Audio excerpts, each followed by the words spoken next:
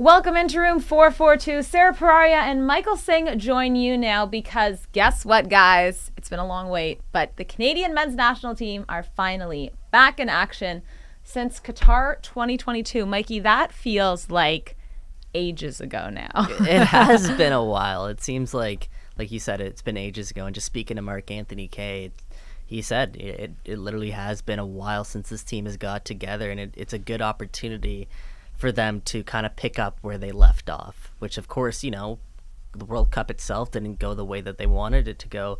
But prior to that, they're making strides, making waves in CONCACAF. So now this is an opportunity to once again cement themselves as one of the best teams in the nation, if not the best team in the nation. Mm-hmm, absolutely. Let's look at the squad because they announced their squad earlier in the week. We've seen some changes since the World Cup. Obviously, the World Cup squad was 26 players. We're down to 23, but a couple of rookies being asked to join Herdman's side in Tom McGill, Dominic Zator, and Victor Latourie. Yeah. Young guys. Tom McGill, obviously, with Brighton B. Latourie's in Ross County in Scotland, and then Zator in Poland, and I can't say that name if I wanted to. Corona Kelsey? I'm not gonna try. No, but what do you think about like bringing up some fresh meat, if you will? Yeah, so I think it's a big statement by John Herdman to call in particular Zator and Latourie, because those guys are former Canadian Premier League players, right? It's not very often that we see former Canadian Premier League players crack this men's national team's roster for such important games, important matches. And I think he's rewarding them not only for the level of play that they've been able to show, but the fact that they've taken the risk to leave Canada and to go overseas. John Herdman wants his players playing at clubs overseas. He's talked about it over and over. And I think even the few that you see in MLS that are still getting regular call-ups to this national team, I'd argue that they're the exception as opposed to the norm. So, I still think that there are quality Canadian Premier League players playing in the Canadian Premier League that have the ability to crack this Canada roster. But I think it goes to show that if you do make that jump over, you're going to get more of an opportunity as opposed to playing in the Canadian Premier League. Yeah, naturally, like playing overseas is much more competitive. You're playing higher level football, but I think it does give you some faith in the CPL and just seeing what kind of products they're basically putting out. I mean, even if that's a starting point and then jumping overseas and now they're getting call up to the national team, I think it's great, and I think it's really good for football in Canada overall. Yeah, and McGill's also a really interesting name too, right? A 22-year-old goalkeeper, as you mentioned, playing with Brighton's second team. He has featured on the bench for Brighton in the English Premier League.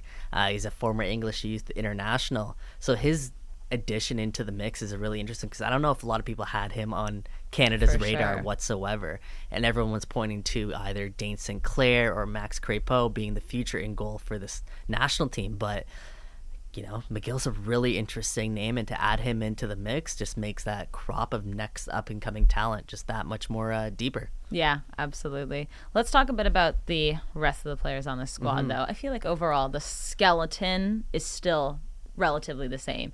Kamal Miller, Sam Adekugbe, Milan, David, Davies, Ozo, Atiba. Like the main guys are still there. But there were several players from that World Cup squad that weren't called up.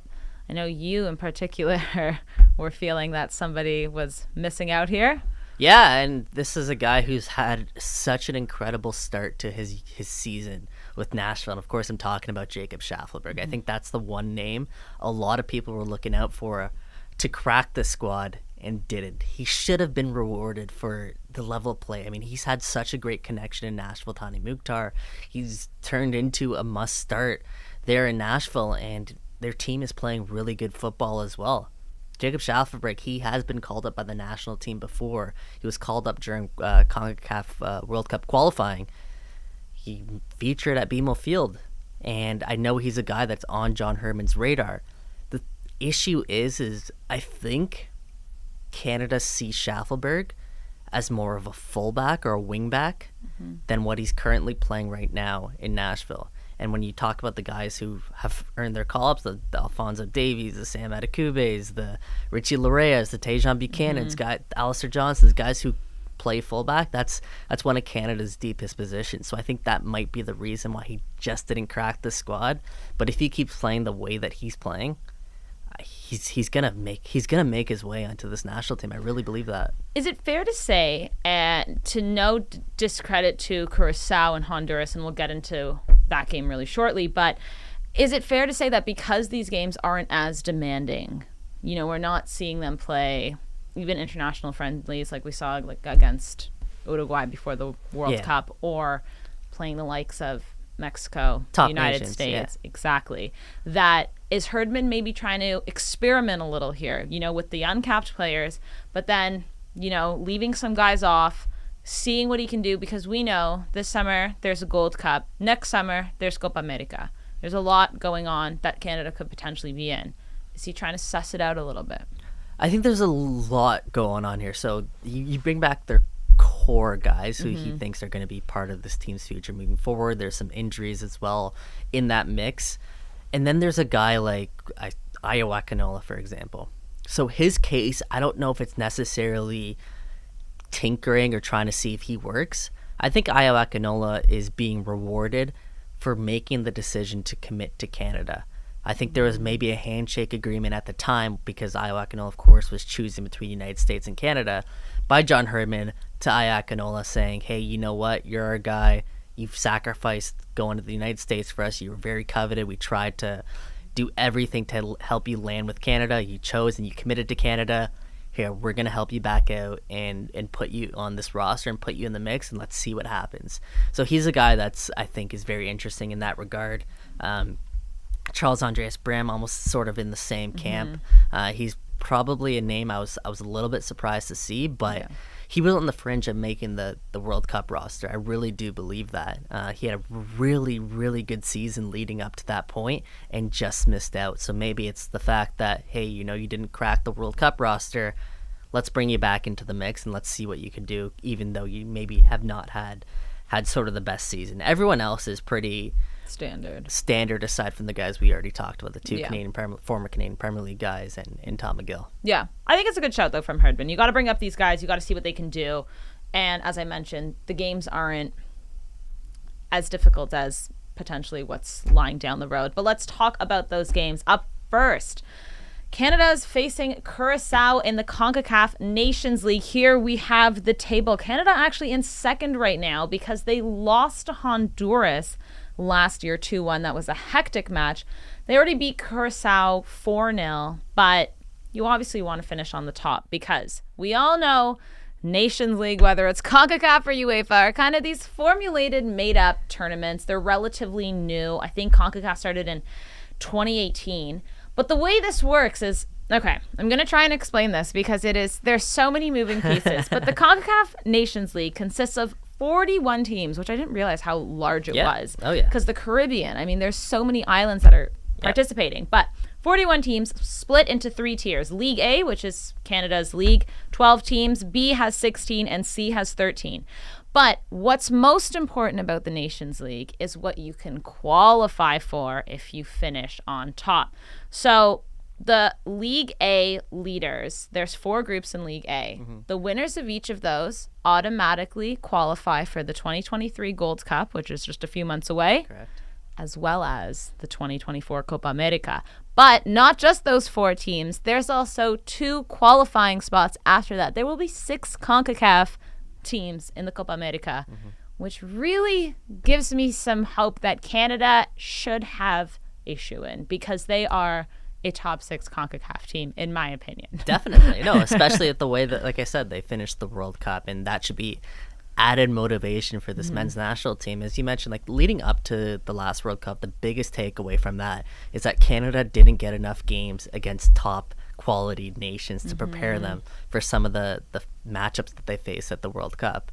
And now when you have the opportunity and you're going to be hosting a World Cup on home soil where you're not going to have the rigorous qualifying campaign to go through like they had last time, you absolutely need to find a way to get into this Copa America tournament. Yeah. It's such a golden opportunity that was, it was fortunate for them to land this opportunity to potentially qualify for Copa America because we really haven't seen it done before in this type of way. So yeah, it's something they absolutely have to be shooting for, and it'll motivate them even more to, you know, not only qualify for the next rounds of Nations League, but to finish top of their group, to really make a statement here and cement their status as one of the biggest teams in CONCACAF and secure those matches potentially against a team like Argentina, against a team like Brazil. Like, come on, that's what you want.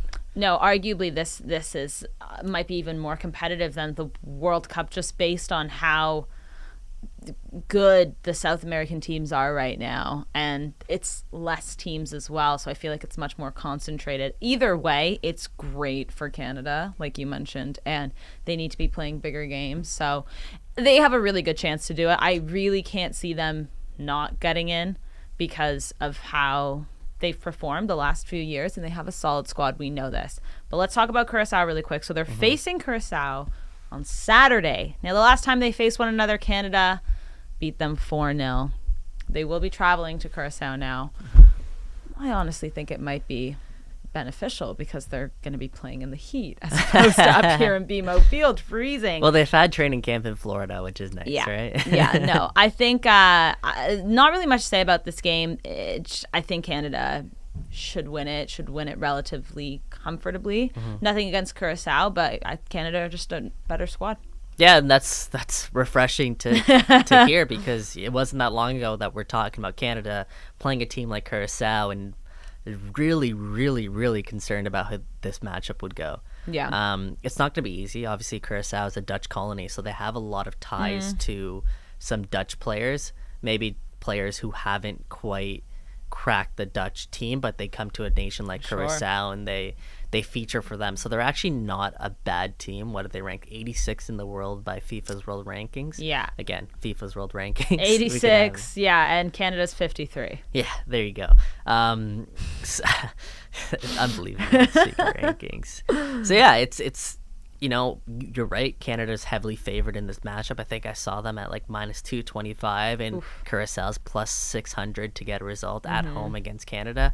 But if Canada really wants to set up a favorable tie against Honduras when they return back to BMO Field, they're going to have to go out there and they're going to have to make a statement. So, yeah, I expect a lot of goals. You got guys coming in good form. Kyle Lair and Jonathan David both tearing up their leagues right now. 2 of the top leagues in the world, and those are Canada's obviously 2 biggest goal-scoring threats. So hopefully those guys can crack through early. Yeah, absolutely. I think this game will tee up what Canada needs to do for Honduras, and that game will be Tuesday, March 28th at BMO Field. But first, Canada kickoff in Curaçao against Curaçao, March 25th. The boys are back.